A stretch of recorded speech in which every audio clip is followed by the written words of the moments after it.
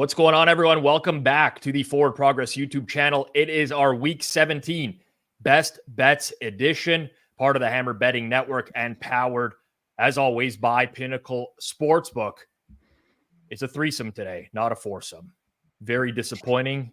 Hitman wins his best bet last week. He says, no. I'm going to ride this.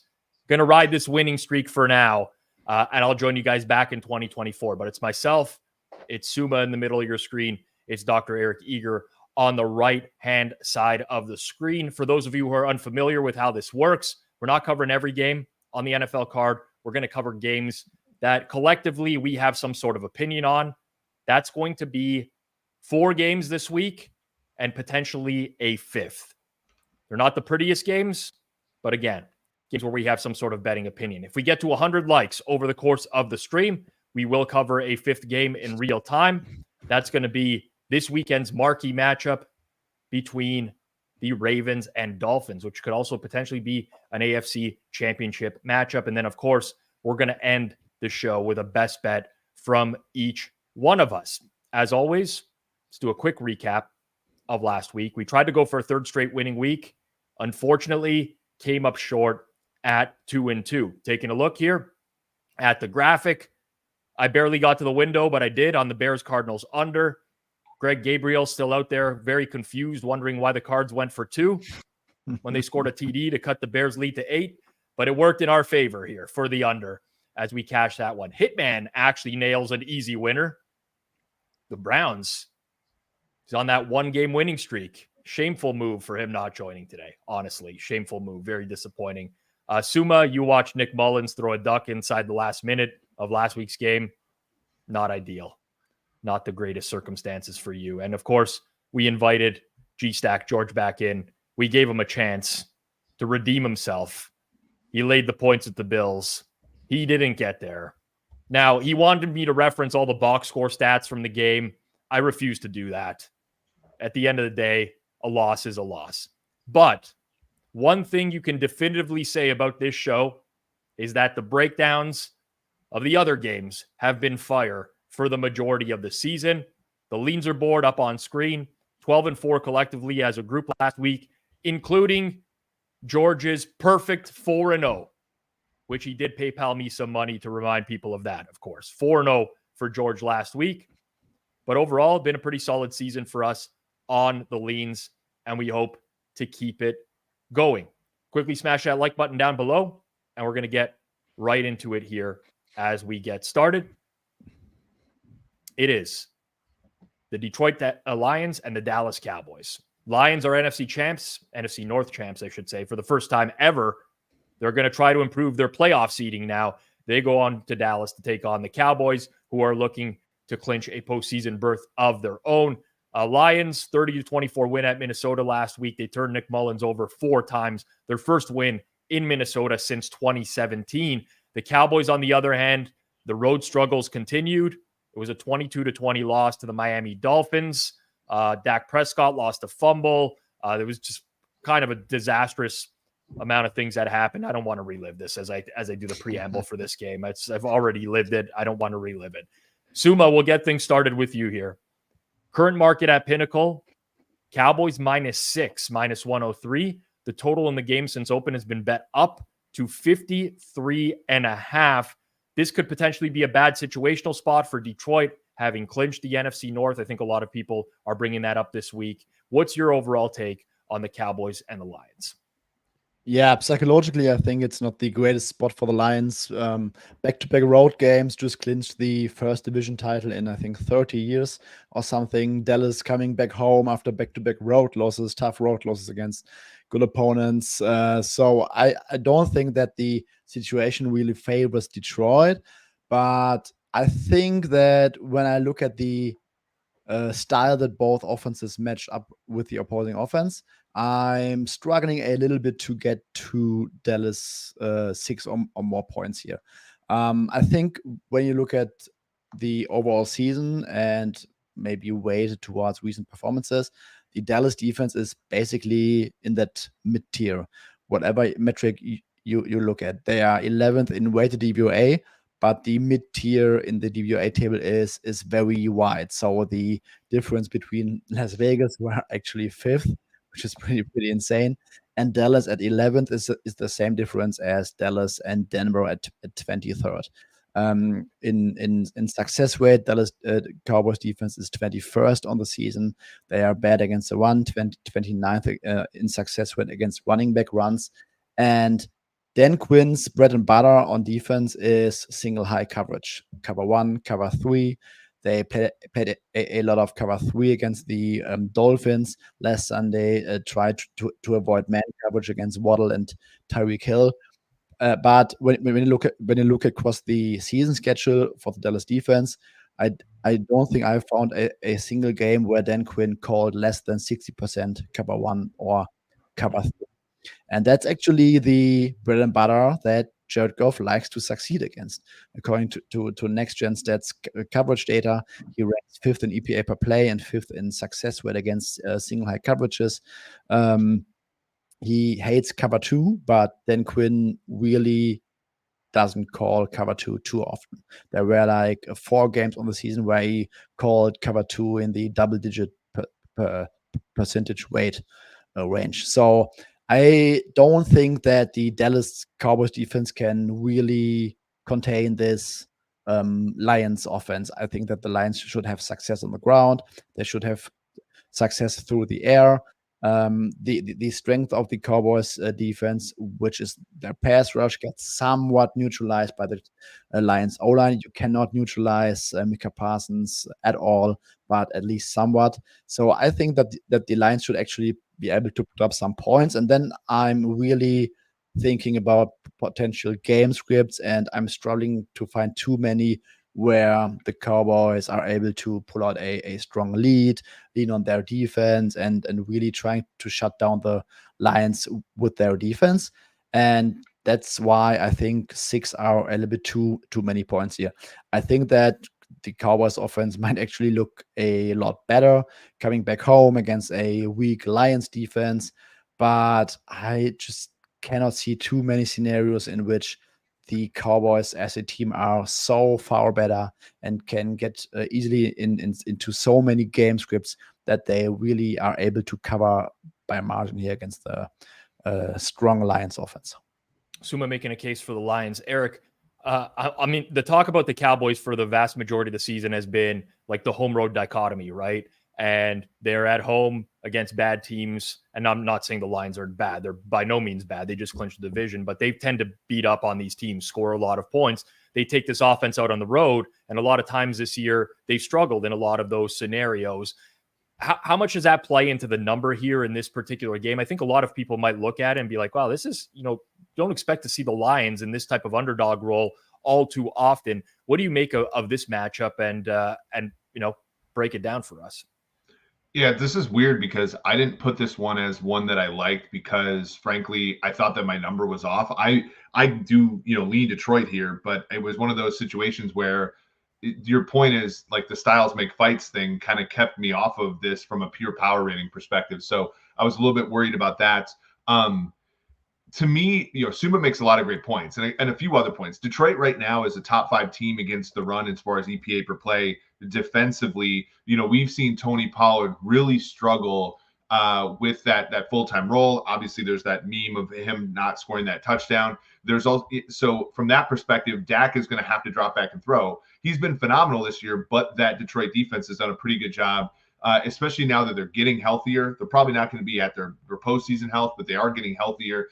They'll be able to create some havoc. But on the other side of the ball, there's a reason why Ben Johnson is considered a head coaching candidate, and it's because he can exploit the sort of 11th player on the defense. When you look at the 11th player on Dallas's defense, when they're in base defense, which is going to be, early downs, Mazi Smith, the first rounder from, Michigan, has been really bad. I mean, he has not been good at holding the point of attack.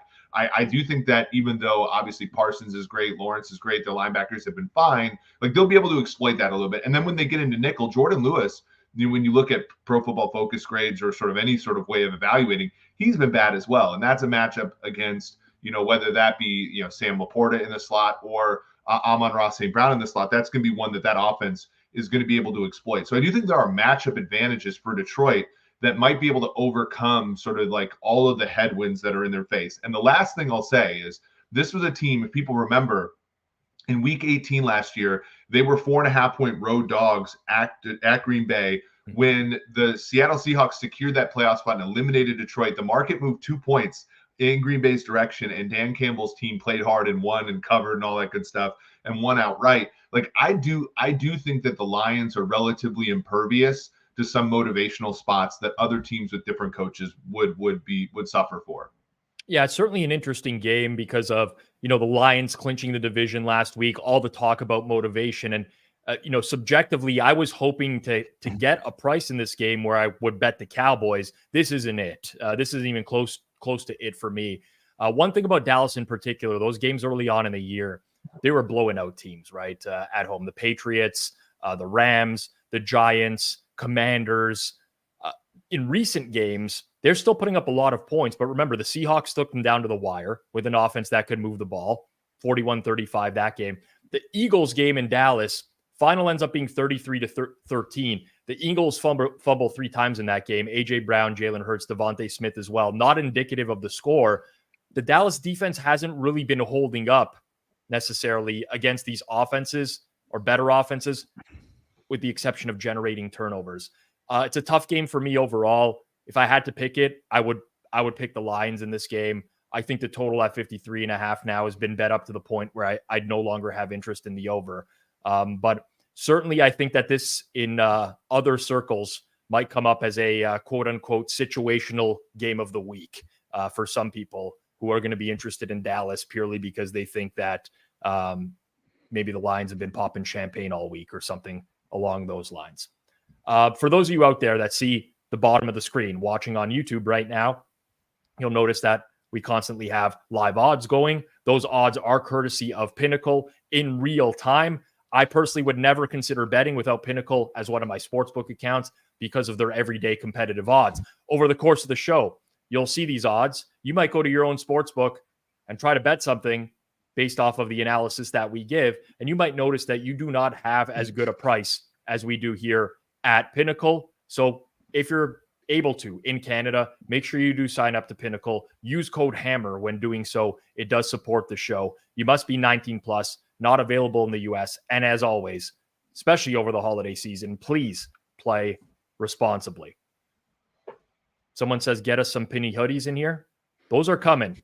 Make sure you smash that subscribe button down below. I'm not going to say what the number is, but if we hit a certain number, there are some Pinnacle hoodie giveaways happening. So make sure that you're subscribed here on Forward Progress. Game number 2, guys. It is the Tampa Bay Buccaneers looking to lock up the NFC South. Certainly not a lot of us expected that at the beginning of the year, but we're here now. And it's the New Orleans Saints coming into town, trying to avoid being eliminated from playoff contention.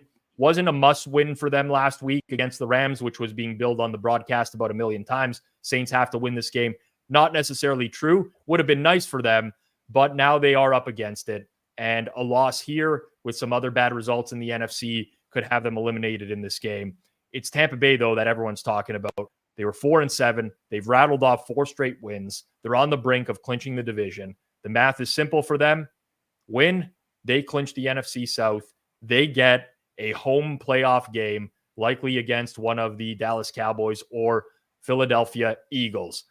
Eric, we'll go over to you here first. Current market at Pinnacle. Bucks laying 3 plus 100. Total in the game is currently set at 42. You're a bit interested in one of the sides here, I believe. Yeah, I like Tampa Bay. I just think, look, like the coaching battle is at best a wash for New Orleans. I think that, Todd Bowles has actually done a pretty good job, of working with, secondary injuries. It feels like every week on this show, we're talking about somebody in the back seven for this Bucks team being out. And it's not that they're playing great defense. I mean, they, even Jacksonville with all of their deficiencies moved the ball a little bit on them the other day, but they're able to clamp down. And then when you look at the offensive side of the ball, like they're just kind of doing, they're putting Baker Mayfield in a position to have some success, and using Rachaad White, I think, in the right ways, which is as a pass protector and as a receiver. The running game has not been effective for them, but Mayfield has been. And I just, when I look at this matchup, I think about, the coaching advantage goes to Tampa Bay, strangely, in this one, probably the first time all year we can definitively say that. The quarterback advantage is stark, I think, in terms of how Baker Mayfield is playing. And Mayfield, when healthy, has been, a very front-running quarterback in the way that he can play. You have Evans, Godwin, Otten. They have really good, weapons out there to sort of take advantage. And what we've seen with New Orleans is they can score. It's just that they have not been consistent in the red zone and things like that. And whereas Tampa Bay has been with the big receivers like Evans. So I just think that this is a matchup that favors, Tampa Bay significantly, and hence, laying the points to me is plus EV. So Eric going with the Bucks here and thinking that they're going to get it done, wrap up the NFC South. Suma, any thoughts on the game here, Bucks and Saints this week? Not a strong opinion, just a tiny lean towards the Bucks here.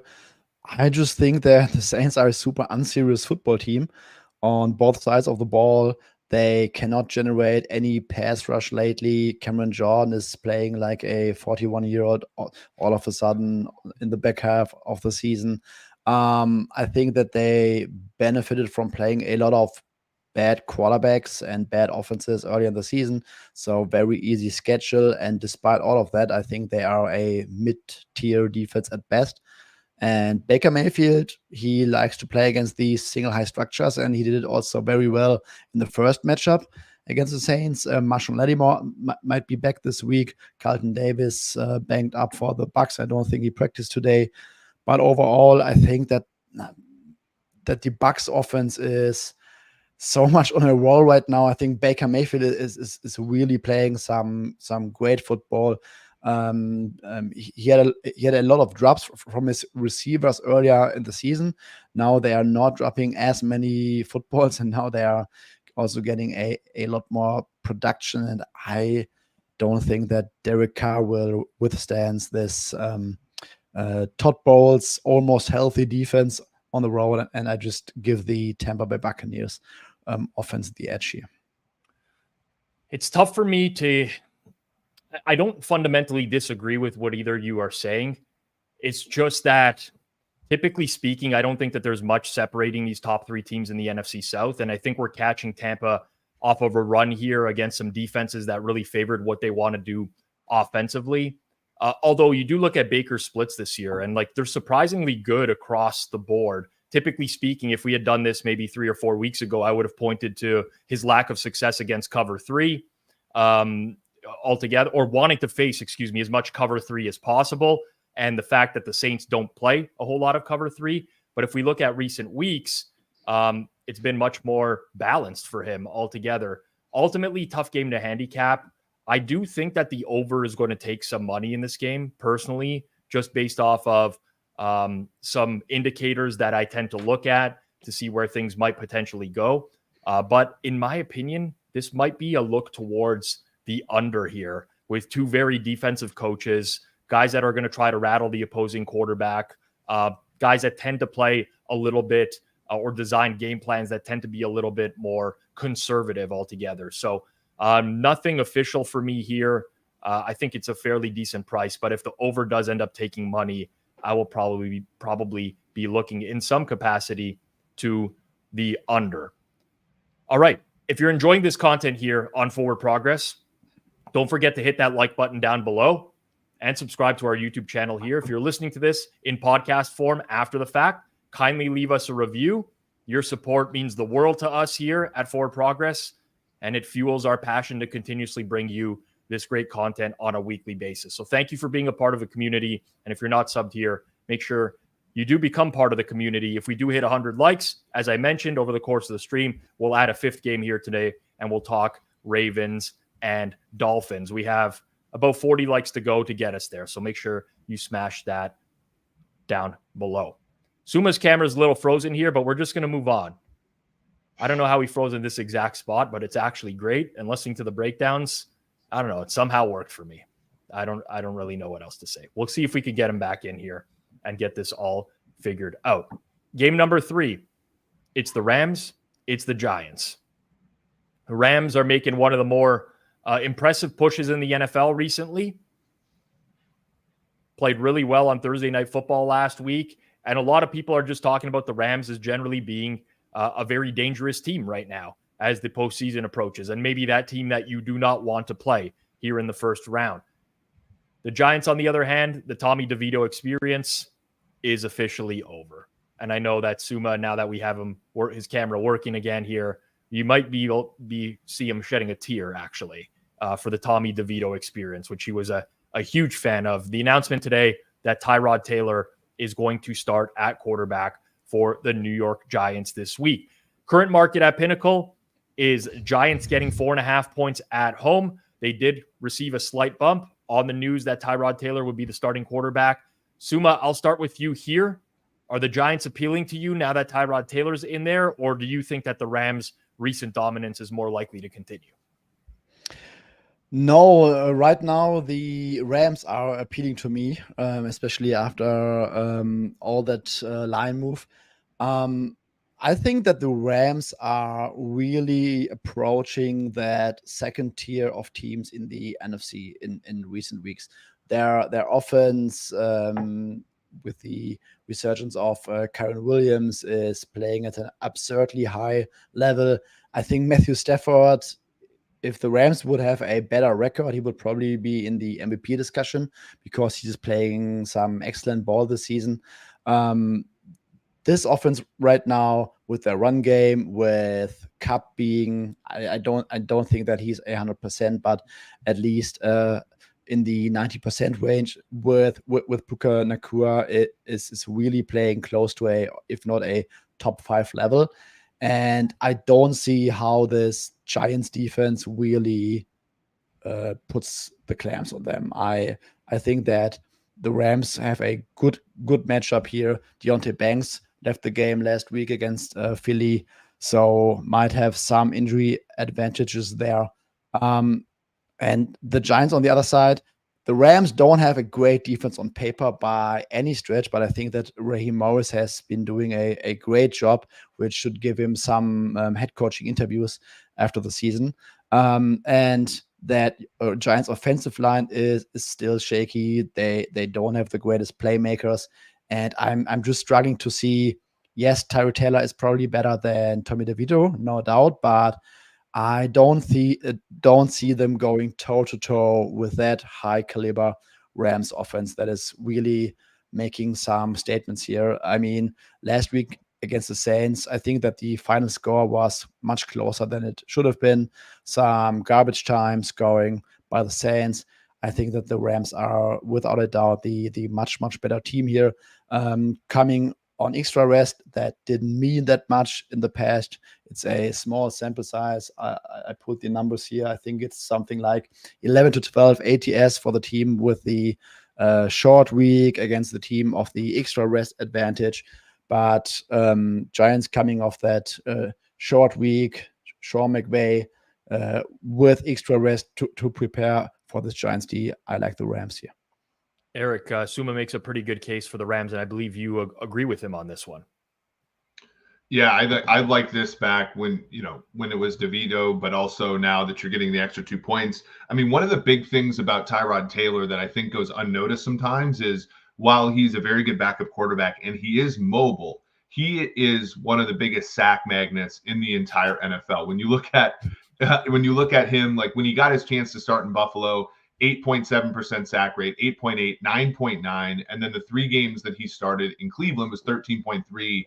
We haven't seen much of him other than a little bit of time in Houston where his sack rate was 8%, and this year it's 8.5%. All of those numbers, are fairly big for a quarterback that I think people don't necessarily believe that when they think about him and his mobility. So, poor offensive line, Aaron Donald up front, like I think they're going to create havoc up there. You also have, a Rams team that's in the top half of the league in terms of rushing EPA allowed, whereas you have a team like the Giants who are in the bottom 5 in the league in that mark. So then you have Kyron Williams who's going to come in.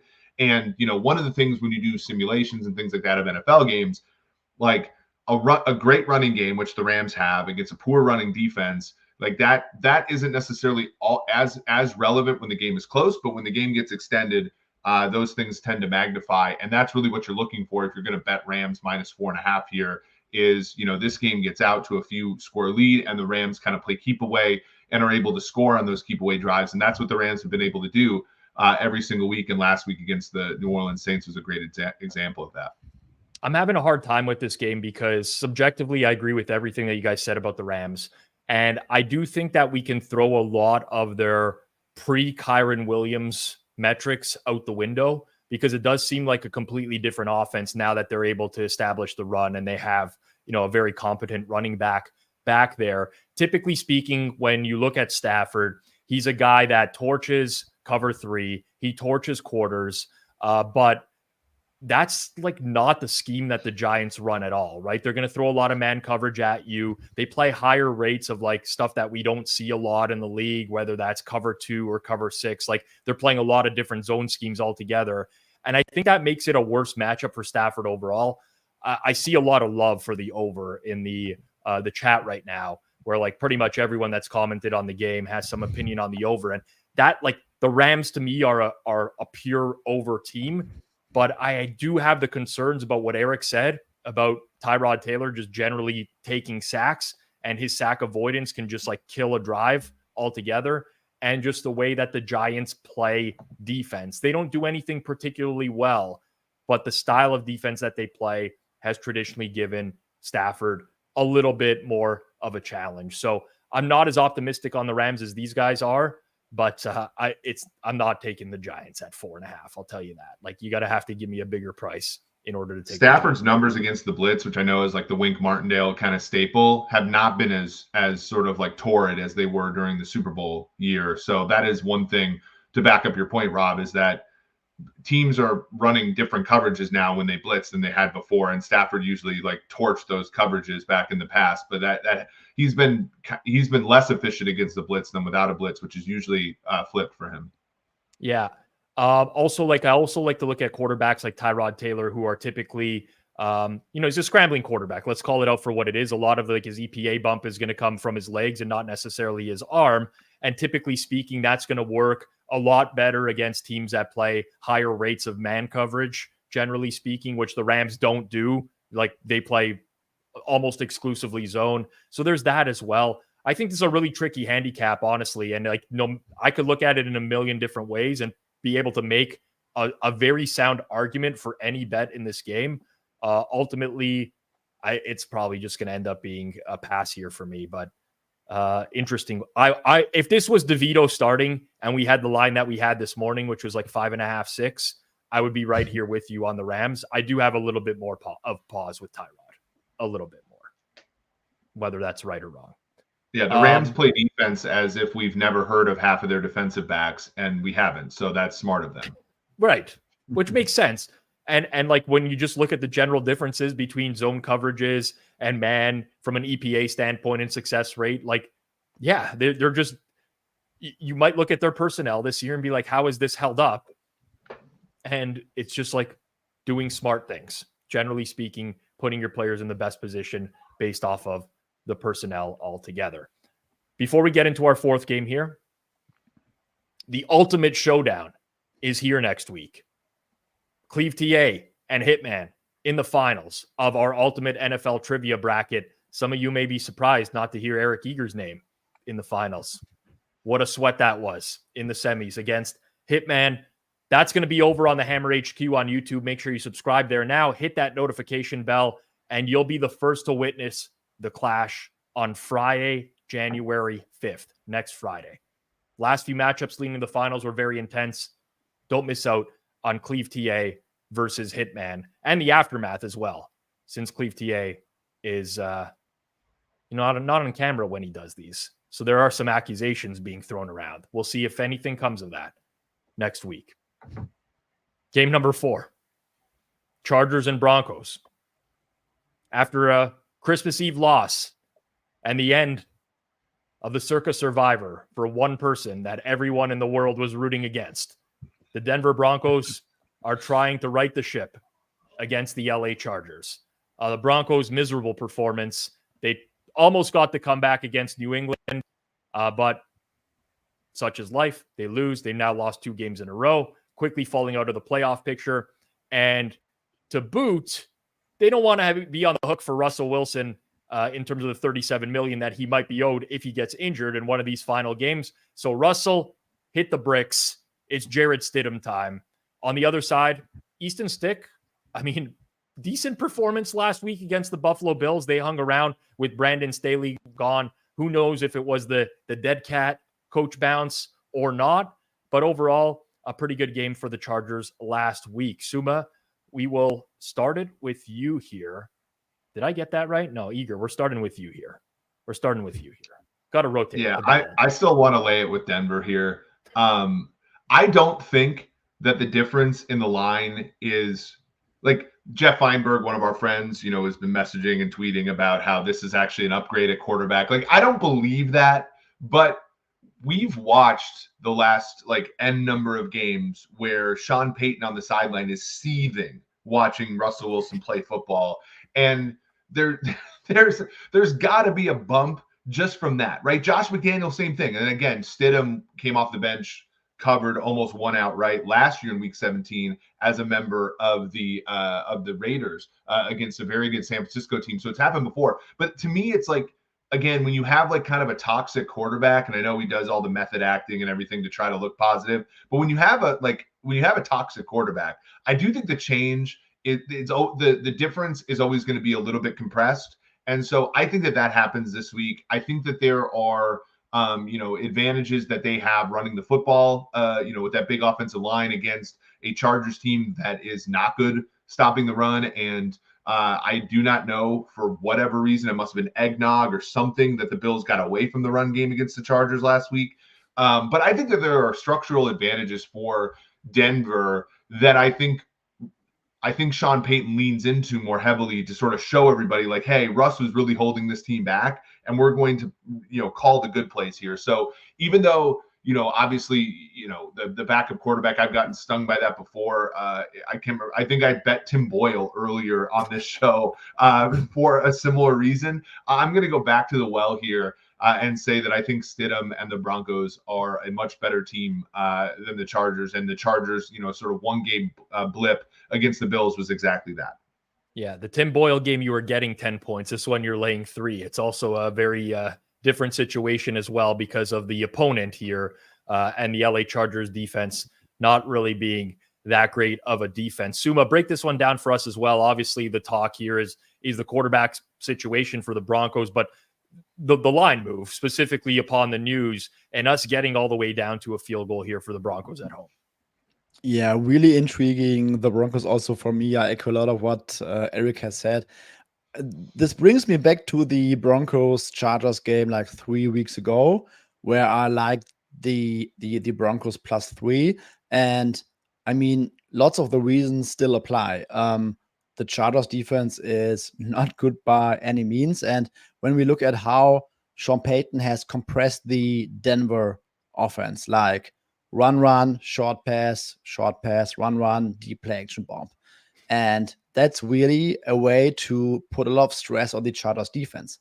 So if they are going to run the same kind of offense, I don't have any major concerns, because I think that they will be able to run the ball. They will be able to put some stress on those Chargers linebackers and probably be able to dink and dunk themselves down the field. But maybe Sean Payton all of a sudden thinks he can change the offense a little bit. Maybe he can go more quick game, shotgun heavy, classic game manager style, distributing the ball. Cortland Sutton will be out, but I'm not sure that it will matter the most against this Chargers defense. So we might get one out of two things. Both options would be fine to me when I consider the opposing defense.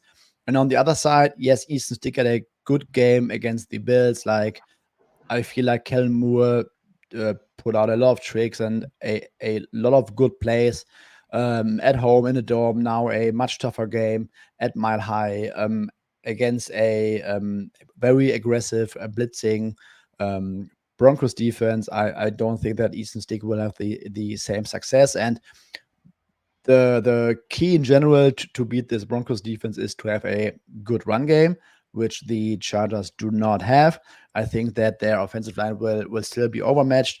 I don't expect Keenan Allen at this point. I think he might be shut down for the season. Like, there is literally zero reason for Keenan Allen to play in these last two games. So overall, I like the matchup, and for me also the downgrade from Russell Wilson to Jarrett Stidham doesn't really justify not taking the 3 points here. I haven't dug in too much on Jarrett Stidham yet. I've obviously seen him play. I remember the 49ers game last year where he just looked incredible. And, it's hard to separate yourself from those types of things. I'll play a little bit of devil's advocate. I actually love this matchup for Russell Wilson if Russell was starting this game, because by my numbers, he would have had the highest increase in expected success rate this league just based off of opposing scheme. So I've talked about this before, but the Chargers play a ton of cover 6, and that is very beatable for quarterbacks who like to throw in the flat underneath, generally speaking, which is like pretty much all Russell Wilson wants to do. Now, whether or not that's going to change a lot going forwards, it might with new coach and Brandon Staley not being there. We saw a little bit of a deviation from their standard defense last week with the new coach there as well. But I mean, if the matchup is good for Stidham, I actually think this number might be a little bit too low in terms of the total as well. And that's kind of the way that I would prefer to play it. I'm maybe more impressed with Easton Stick than other people are just by watching the tape. He had the 5 turnover game against the Raiders, and they got completely blown out, and that was the Chargers offense just being a disaster. I thought it was pretty impressive last week against the Bills. You look at, albeit small sample size, when he's faced the type of defensive schemes that the Broncos play, which is mainly like a lot of cover 3 and mixing in some cover 1, he has fared successfully against those types of defenses as well. So I think there's an argument to be made for both the Broncos and just like a little bit of an over adjustment, but also the over here. It is a Denver game in late December. Got to factor that into the equation as well. But should the conditions stay, fairly clean as they are right now, I actually don't mind the over in this spot rather than laying it with the Broncos. I'm not as big a believer in the Broncos defense as I think a lot of people are, in the sense that I think they generated a lot of their EPA this year just based off of turnovers, and teams can move the ball on them. All right. Let's get to our 5th and final game here, which could potentially be a preview of the AFC Championship this year. It's the Ravens returning home after a massive upset that people still haven't stopped talking about yet to take on the Miami Dolphins. The Ravens defense picked off the 49ers 5 times in a 33-19 win. Lamar Jackson moves to the MVP favorite after he threw for 2 touchdowns in the game as well. The Dolphins have an extra day of rest after beating the Cowboys 22-20 on Christmas Eve, but they also have the much more serious injury report here on the offensive line, the status of Jalen Waddle. So there's a lot to take into account here for this specific game. Current market at Pinnacle is the Ravens laying 3.5 plus 110. So we're kind of in between a 3 and 3.5 type of number. Total in the game is 47. I thought there was a very interesting comment earlier that we could maybe touch on as well. Before we came to air, Jay asked, if we get to Miami-Baltimore, is there a benefit for Miami getting to see how Baltimore played San Fran, given McDaniel is coming from the San Fran coaching tree? I honestly didn't even think of that. I think it's an interesting point that we can discuss as well. But Suma, I'll lead it off with you here in terms of what you're making between the Ravens and the Dolphins. I think this might be a super tough game for the Dolphins offense because what Mike McDonald did against the 49ers and what he has been doing, or what's his pattern throughout the season, is that he tries to make it incredibly hard on opposing quarterbacks, like blitzing, disguise blitzes, creepers, dropping into different zone rotations post snap, and that's usually the kind of defense that can get towards Tua. And with Jalen Waddle now seriously in doubt to play, they call it a high ankle sprain with not a high severity. He's not been ruled out, but let's just assume if he was to play, he will definitely not be 100% in my opinion. So I'm not going with a seriously playing Jalen Waddle here. So that it will likely be only Tyreek Hill. And then, like, just imagine this offensive line, which struggles with different pressure packages, and with Tua really struggling when he has to hold onto the football. And this is basically the perfect defense that could put exactly that stress on Tua Tagovailoa, where he has to hold the ball post snap because he has to read out these different zone coverages. And this is really where Tua has been struggling all season, especially in these games where he had to hold the ball like more than 2.5 seconds. We all have these stats in mind. So I think that McDonald really has the kind of defense that will make it very, very tough on this Dolphins offense. I think that the Dolphins will find opportunities to run the ball because the Ravens defense has been susceptible to the run for like decent stretches this season. So I would expect them to be able to run the ball decently. But I think if the Ravens are able to put some scoring pressure on the Dolphins, and the Dolphins go more into a pass heavy approach where Mike McDonald can really fire from all cylinders, I think that doesn't really bode well for Tua and the Dolphins offense. And on the other side, yes, Miami's defense has been playing much better. Yes, they did most of it against a very, very soft schedule. I don't really see too many reasons why the Ravens get shut down here. So probably a decent game for the Ravens offense. And then I don't trust the Dolphins offense enough to hang around. It was very nice to hear an impartial breakdown of a Dolphins game now that G-Stack George is not on here this week. That was very nice to hear. I love the Nails who are always in the chat. I don't look at a lot of stuff like this, but someone brought this up. Vic Fangio got really pissed at John Harbaugh that one time because he ran to get to 100 yards. I don't remember this specifically, but like I remember it enough that it was a thing at the time. And man, if he's been holding back for this game just to get the revenge for that 100-yard effort, then this could be the one. Eric, what are your thoughts here, Dolphins and Ravens? Yeah, there was that really interesting quote from Ben Johnson, the Lions coordinator, the other day, which said, like, basically everything on an offense needs to have an answer to a question of what the defense is giving you. And I do think that that's a good sort of description for the question earlier, which said, is Mike McDaniel's experience in this offense going to be different, given that, you know, the Ravens presented a lot of problems? There was also like a good comment there in the chat. I'm looking at Chosen Sports, which is a fun name, where they said basically the first interception was this like lollipop from Purdy over the middle, and then the other ones were kind of like fluky batted balls and stuff. The problem with that take, and I agree with it, like I do agree with the assessment that like we're coming out of it thinking that the Ravens were like some crazy defense, when in reality they gave up a 44% success rate, which is 2% percentage points worse than the Ravens last week. They got a lot of interceptions, and hence the EPA numbers weren't that good.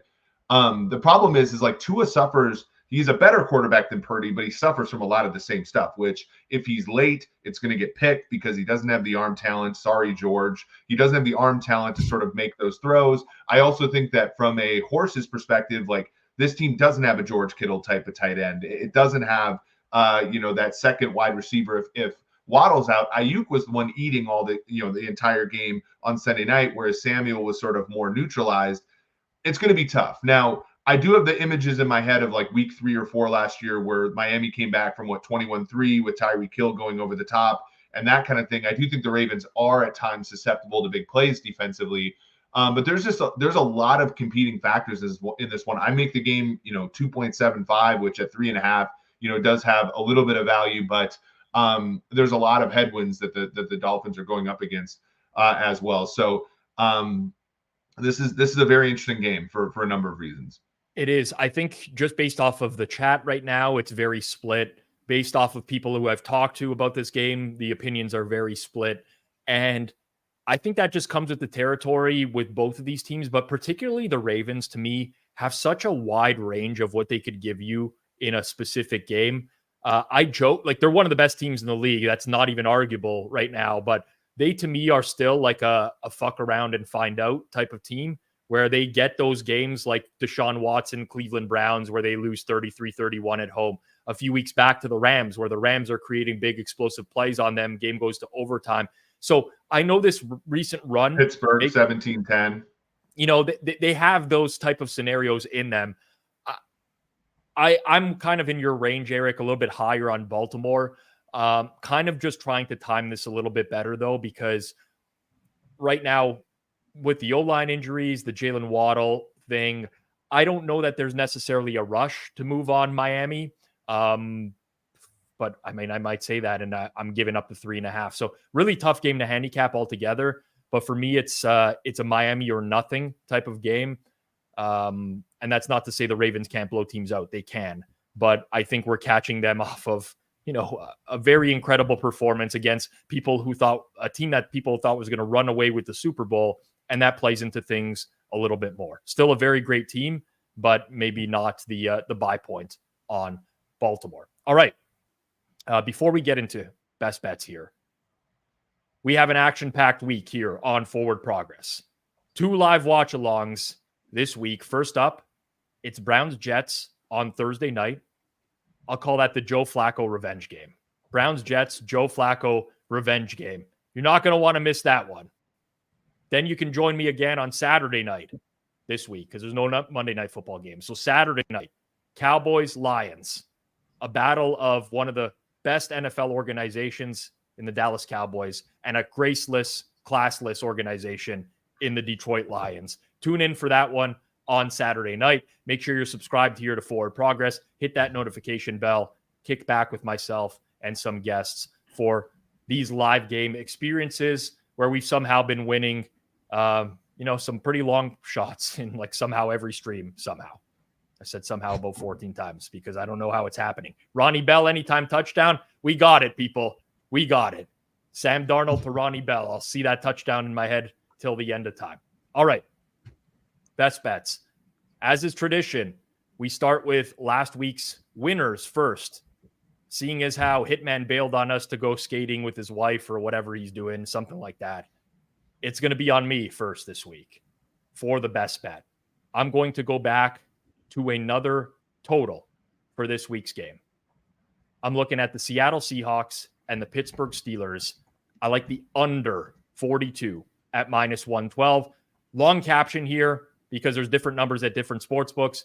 Good to 42, -122. You can also play 41.5, so I'm fine with that, up to -117. First and foremost, I don't like the matchup for Geno Smith, and I don't like the way Geno Smith is playing, generally speaking. But you look at last week against the Tennessee Titans, this was a team that the Seattle Seahawks should have been able to throw on with a lot of success. Titans with major injuries in the secondary, in the front seven. They couldn't really get that going. They're still a very conservative offense that wants to run the ball, and then they throw when they have to. But you look at the style of defense that Pittsburgh plays, top 7 rates of both cover 1 and cover 3. Those are the only 2 defenses where Geno Smith has a negative EPA per play, and he struggled against man his entire life. So I don't think that they're just suddenly going to move the ball. On the other side of things, Mason Rudolph, great performance last week against the Cincinnati Bengals. A lot of that was yards after the catch, especially early on in the game. I just think that you're going to see some sort of regression from Mason Rudolph if he starts again because he's not very good. Now, technically, Kenny Pickett can still play in this game. I factored all that into the equation, but I still like the under in some capacity. 2 very conservative coaches, don't take a lot of shots downfield, like to run the ball, like to trust their defense, love to punt from midfield. I think that this is a little bit too high. So give me the under in the Seattle Seahawks and the Pittsburgh Steelers. Now, before today's show, producer Jason, he gave me a ring. Called me up on the phone. Said, Rob, it took Hitman 16 weeks, but he finally passed me in wins. He's now up to 2. He wants to milk his second win for multiple weeks. Give me a shot to equal him in wins this year. Basically, Jason gave me the put me in coach speech. I'm going to get it done. He's 1-0 on the season, looking to improve to 2-0 and to match Hitman on his season win total. Jason, you get a best bet this week. Who's it going to be and why? All right. Everyone can see below my name, it says #the market is wrong. It takes a lot of chutzpah to come on here and say that. but I'm going to go with that. All right. So I'm going to start out and we're going to look at the Broncos. We're going to take the Broncos -3. It moved on the show. It was -114. We're going to take it at -115 here. We know how it happened. We know what happened. The line opened up at -1.5. 5.5. Moved to -106. Russ gets ruled out. Now at that -3, -3.5. I like the -3 here.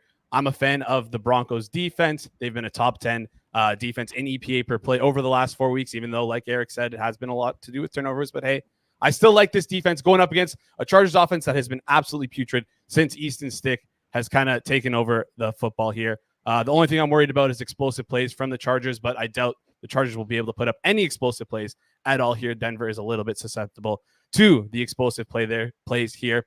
Last year as well, Hitman told me to step in front of the Stidham train. He told me to take the Niners against the Raiders. I'm going to flip it around, Hitman. I'm taking Stidham this time. So give me the Broncos -3 at -115 here. Good to -3 at -120 here. Listen, these guys gave a good enough breakdown. So listen to them, not me, but I'm going to go lock it in as my best bet for this week. All right. Jason -3, -115 on the Broncos. Gives out the pick on the Broncos while wearing the Chargers jersey. Always jersey. love when Favorite that jersey. works out that way. Supporting way too many teams today. Two mixed messages coming from the hockey hat and the Chargers jersey. But I digress. Eric, you were off the last couple of weeks, which means that you didn't lose. That's always good. But prior to that, you actually had a nice little run going with these Chargers unders, which hit back-to-back weeks. I don't think it's going to be Chargers under again for you. You're going somewhere else this week. Yeah, I'm going to go to Minnesota, where I'm actually currently at, and I'm going to take Green Bay getting points in the U.S. Bank Stadium against the Minnesota Vikings. I make the game closer to plus. It's basically a pick 'em here. The way that I look at it is Jordan Love has a lot of characteristics statistically that Baker Mayfield has, and Baker Mayfield torched this defense just a couple weeks ago. When you look at average depth of target, Jordan Love is 6th in the NFL. Baker Mayfield is 5th. When you look at kind of the downfield passing game for Green Bay, now they don't have the same weapons that Tampa Bay does, but Green Bay resurrected, for example, Chris Godwin from the dead in the previous matchup. I think that he can do the same with, they can do the same with Christian Watson if he were healthy enough to play, but also, the likes of Dontavius Wicks and guys like that. On the other side of the ball, Nick Mullins has been very efficient moving the football, which is a good thing for the Vikings. He's turned the ball over a ton. I think where everybody's looking at the turnovers and saying they're going to regress without even looking at the fact that Nick Mullins over the course of his career has been up and down as far as efficiency's sake. So I do see maybe not as many turnovers, of course, from Mullins, but I don't see them as efficient. Brian O'Neill was out last week. He's still banged up. TJ Hawkinson tore his ACL and MCL. He's been the second best pass catcher on that team. And Jordan Addison right now is day-to-day with an injury as well. So they could be going into that game with Justin Jefferson and little else on that offense, we need everything we can get to help Joe Barry. And I think the Vikings injury report is coming up big there. So I like Green Bay getting the points here on the road against Minnesota on New Year's Eve night. I'll give you a quick chance to rebut Jefferson versus no Jair, though. Well, they weren't going to cover him with Jair anyway. They were going to cover him with Preston Smith. So nothing changes. My handicap changes nothing. Well said. By the way, I love that Jair. We'll get to Suma's best bet in a second, but I cannot believe they suspended him for a game in the midst of a playoff race. Like, is this not I get it. Sometimes you got to discipline your kids. You shouldn't have been out there for the coin toss. I don't know. I can't, I'm still in shock that there's actually a suspension here when, you look at the cornerback room and it's not exactly the greatest, but I'm like, am I out to lie? Do you disagree, Eric? They might be so far away from the Vikings receivers though, Rob, that Nick Mullins might hit him right in the chest. Like that's what I think they're banking on, is that separation is going to match perfectly the angles and all those things with the Nick Mullins passes. So you may think it's a bad thing that Vikings receivers are 5 yards away from the corners, but that's exactly where the Packers defensive backs need to be to catch the balls from Nick Mullins. It's true. Accuracy. I mean, I've watched a lot of Nick Mullins, and I can tell you it's a journey. Or as you would say, Eric, it's a true privilege. Suma, you saw some Nick Mullins last week, unfortunately. He gave you the Tommy DeVito treatment, we'll call it. Wasn't good. but you have a chance to rebound here to close out 2023, in the win column. Who are you using, this week as your best bet?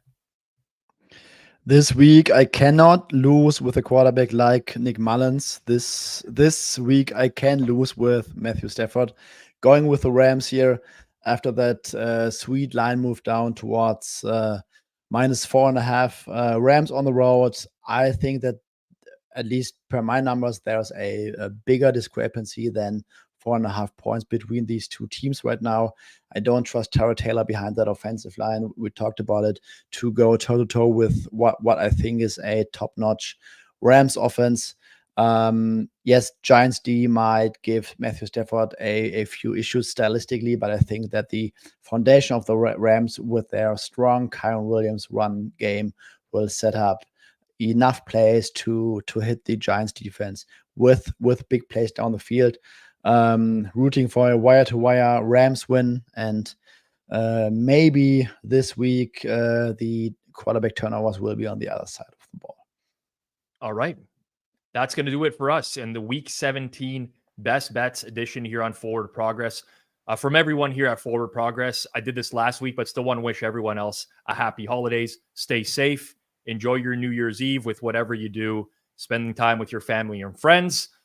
Truly just want to say to everyone out there, as our last show, or my last show in terms of best bets of 2023, appreciate everyone out there that supports us, that smashes that like button, that comments during our live streams, including thankfully difficult as well. Sometimes you're difficult, but I'm still thankful regardless to everyone out there who does support us here on Forward Progress. So if you can continue to do that in 2024, that would be very much appreciated.